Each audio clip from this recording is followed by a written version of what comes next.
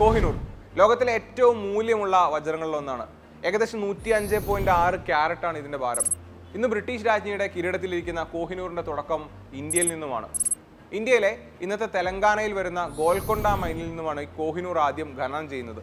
അന്നത്തെ ആ ഭാഗത്തെ രാജാക്കന്മാരായിരുന്നു കാക്കതീയ രാജവംശം. ഈ കാക്കതീയാസിനെ തോൽപ്പിക്കുന്നതും തന്റെ സാമ്രാജ്യത്തിന്റെ ഭാഗമാക്കുന്നതും ഖിൽജികളിലെ അലാവുദ്ദീൻ ഖിൽജിയാണ്. അങ്ങനെയാണ് ഈ കോഹിനൂർ എന്ന് പറയുന്ന വജ്രം ഡൽഹി സുൽത്താനേറ്റിന്റെ കയ്യിലേക്ക് വരുന്നത്.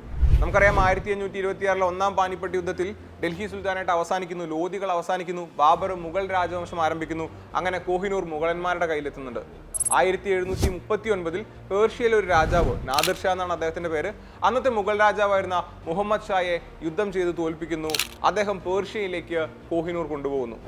ഇതേ നാദിർ ഷായാണ് ഈ രത്നത്തിന് മൗണ്ടൻ ഓഫ് ലൈറ്റ് എന്നർത്ഥം വരുന്ന കോഹിനൂർ എന്ന പേര് നൽകിയത് എന്നാണ് വിശ്വസിക്കപ്പെടുന്നത്.